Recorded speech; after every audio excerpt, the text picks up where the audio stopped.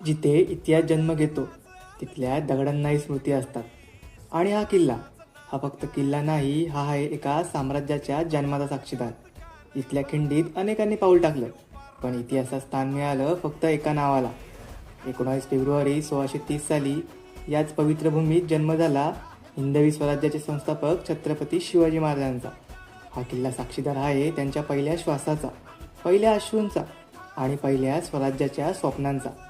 त्रिकोणी आकार, अभेद्य कातळ भिंती, 7 संरक्षणद्वार, गुहा, जलकुंड आणि धोकादायक चढण. वरच्या पठारावर शांत पण शक्ती देणारं शिवाई देवीचं सुंदर मंदिर आणि त्यांच्या सानिध्यात राजेंचं जन्मस्थान.